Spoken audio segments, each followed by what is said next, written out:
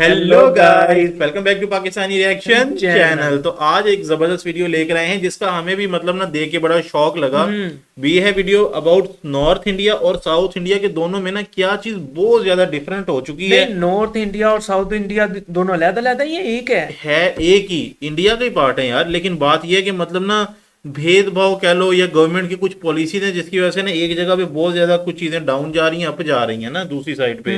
अब जैसे मुंबई है या फिर दूसरे जहाँ पे मेट्रो स्टेशन बन रहे हैं और पता नहीं एयरपोर्ट्स बन रहे हैं क्या कुछ, उसी साइड पे जो दूसरी साइड है ना, अब ये देखना है कि साउथ से ज्यादा ऊपर जा रहा है या नॉर्थ ऊपर जा रहा है, क्योंकि मुझे तो इस बारे में आइडिया नहीं है। वीडियो में देख के मजीद आइडिया होगा कि क्या सीन है। तो मेरे ख्याल में वीडियो स्टार्ट करते हैं फिर आज की, और देखते हैं नॉर्थ इंडिया और साउथ इंडिया में क्या मतलब चीज़ है जो उनको नीचे और ऊपर लेके जा रही है और क्यों लेके जा रही है। मतलब ये काफी ना एक विषय का मुद्दा बना हुआ है।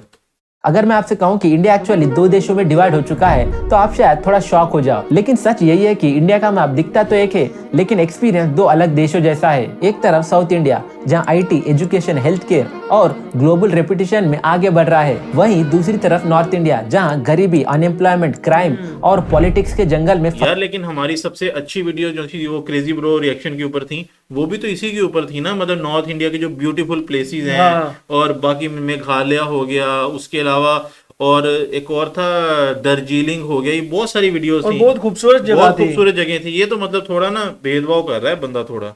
ओवरऑल देखने अब ऐसा हुआ है। अगर आपने भी कभी साउथ इंडिया ट्रैवल किया है तो आपको पता होगा वहाँ डेवलपमेंट सिर्फ बिल्डिंग्स में नहीं, लोगों की थिंकिंग में भी दिखाई देता है।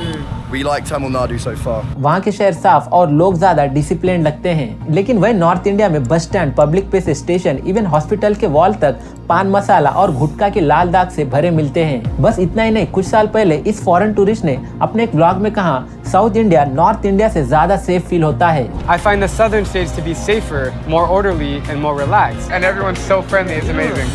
Whereas the north has more chaotic streets with so many honking horns. यहाँ तक कि दुनिया के सबसे बड़े टेक कंपनीज के सीईओज सुंदर पिचाई, सत्य नडेला और शांतनु नारायण, ये सब भी साउथ इंडियन बैकग्राउंड से ही बिलोंग करते हैं। और तो सबसे शॉकिंग बात, केरला और साउथ इंडिया के कई स्टेट्स में लोग ऑन एन एवरेज 78 ईयर्स तक जीते हैं, लेकिन नॉर्थ इंडियन स्टेट्स जैसे कि यूपी, बिहार, राजस्थान में लाइफ एक्सपेक्टेंसी अच्छा हाँ, ये लाइफ एक्सपेक्टेंसी का एयर इंडेक्स पे भी बड़ा फर्क है। मतलब जिस तरह अपना लाहौर, कराची, वहाँ पे एयर की क्वालिटी खराब है ना, और दूसरे एरियाज में ठीक है। यही सीन मतलब इंडिया में भी है। मतलब यहाँ पे रेट 69 से 70 साल ही है, यानी नॉर्थ इंडियंस 8 साल कम जीते हैं। लेकिन ये डिफरेंस इतना बड़ा कैसे हो गया? कैसे एक रीजन तेजी से डेवलप हो रहा है और दूसरा रीजन हर साल पीछे की ओर जा रहा है? एक ही देश, एक ही कॉन्स्टिट्यूशन और ऑलमोस्ट सेम रिसोर्सेज, फिर भी इतना बड़ा गैप कैसे? आखिर वो कौन सी वजह है जो साउथ इंडिया को नॉर्थ इंडिया से भी ज्यादा डेवलप बनाती है? आइए जानते हैं आज की इस वीडियो में। Kerala became the first state in India to become fully digital literate. देख लीजिए, 9th क्लास में पढ़ता है और गुटखा चबा रहा है। The North Indians and South Indians, stop it.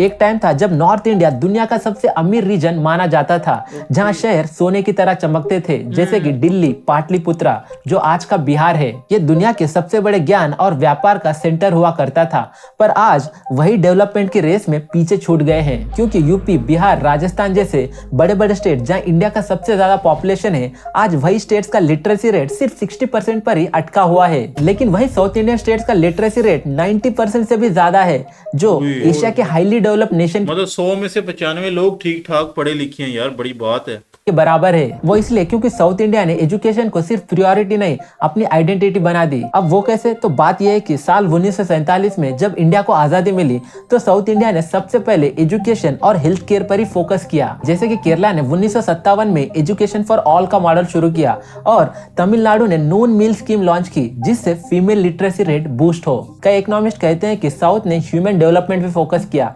लेकिन नॉर्थ ने कैश, रिलीजन और वोट बैंक के लिए पॉलिटिक्स पर ही फोकस किया। इसीलिए ये 70 साल पहले लिए गए डिसीजंस आज के डेटा में क्लियरली दिखाई दे रहे हैं, जहां साउथ स्टेट पूरे नेशनल लिटरेसी से 12 से 15% हाइयर है, यानी पूरे इंडिया में सबसे ज्यादा हाईएस्ट एजुकेशन और लिटरेसी रेट साउथ इंडिया में ही है। पर सबसे शॉकिंग बात, बीबीसी के एक रिपोर्ट के मुताबिक साउथ इंडियन स्टेट्स जैसे कि तमिलनाडु, केरला, कर्नाटका और तेलंगाना अपने आप में एक मिनी इकोनॉमीज बन चुकी है, यानी इतनी पावरफुल कि अगर ये 4 स्टेट अलग कंट्री होते तो दुनिया की टॉप 10 इकोनॉमीज में कहीं ना कहीं जरूर आते। लेकिन दोस्तों, इससे सवाल उठता होता है कि आखिर साउथ इंडिया ने ऐसा क्या किया जो बाकी इंडिया कभी नहीं कर पाएगी। यूनेस्को और वर्ल्ड इकोनॉमिक फोरम के मुताबिक साउथ इंडियन स्कूल्स मार्क्स नहीं, क्वालिटी एजुकेशन पर फोकस करते हैं और यही अप्रोच उनकी रियल सुपर पावर बनी। यानी केरला का एजुकेशन मॉडल दुनिया भर में world most successful education model से जाना जाता है, जहां लिटरेसी रेट 96% तक पहुंच चुका है। इसी स्ट्रॉन्ग फाउंडेशन ने साउथ इंडिया को आईटी रिवोल्यूशन का इंजन बनाया, जिसका बेस्ट एग्जांपल है बेंगलुरु,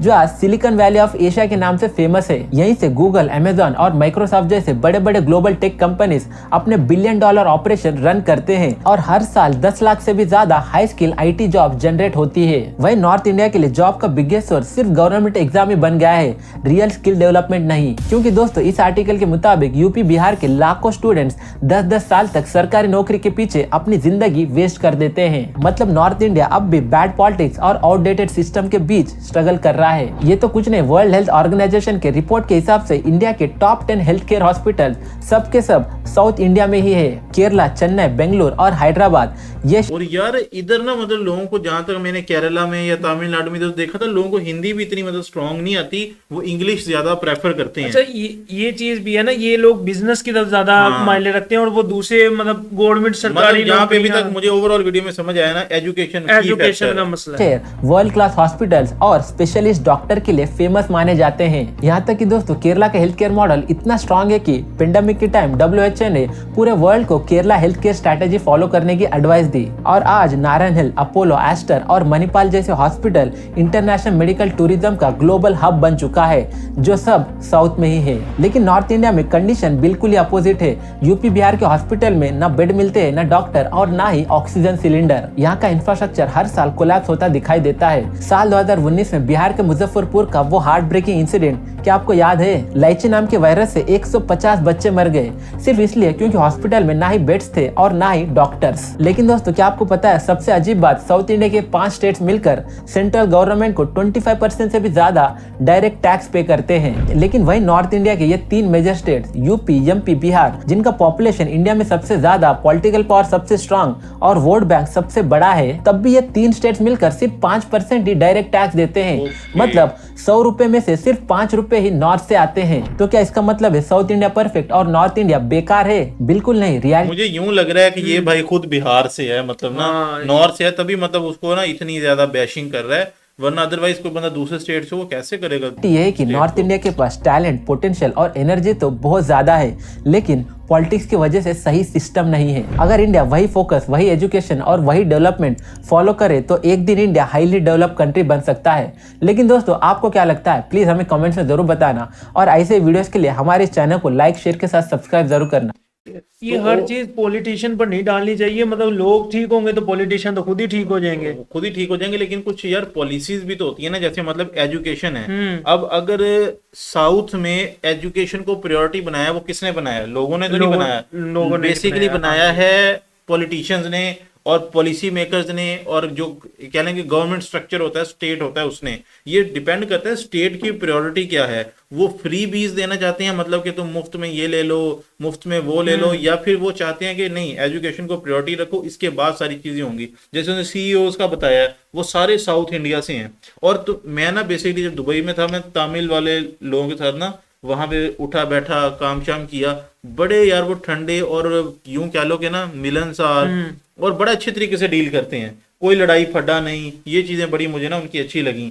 लेकिन जहाँ पे वहां पे कुछ मेरे पास थे दोस्त ये बिहार साइड के, तो वो जो से थे ना, थोड़े से मुझे देखने में ना ऐसे लगता था जैसे ना मतलब वो जल्दी थोड़ा गुस्सा कर जाते थे, या हमारी लड़ाई नहीं करते थे, मतलब उनको ना कोई बात यूं कह लो कि हाइपर जल्दी हो जाते थे, मतलब एक्स्ट्रा एनर्जेटिक थे, यूं कह सकते हैं। ये बेस्ट वर्ड होगा कि वो जरा कामफुल हैं इन नेचर और वो एनर्जेटिक हैं। ये बेस्ट वर्ड मैं कहूंगा कि हैं। और ओवरऑल ये भाई खुद भी जो सा ना मुझे बिहार से लग रहा है, जो इतना वो गुस्से में था।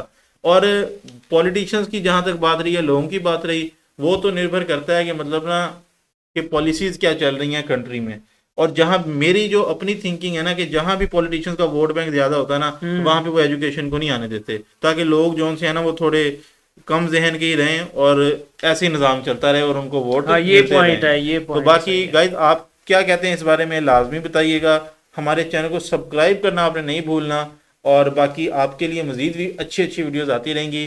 चैनल को फॉलो कर लें, लाइक कर लें और कमेंट्स में बताएं कि कौन सी वीडियोस ऐसी हैं जो आपको पसंद आती हैं, आप देखना चाह रहे हैं, क्योंकि हम कोशिश करें वो वीडियोस लेकर आएं जो बाकी रिएक्शन चैनल पे हैं ही नहीं। तो बाकी मिलते हैं आपसे नेक्स्ट वीडियो में, तब तक के लिए टेक केयर।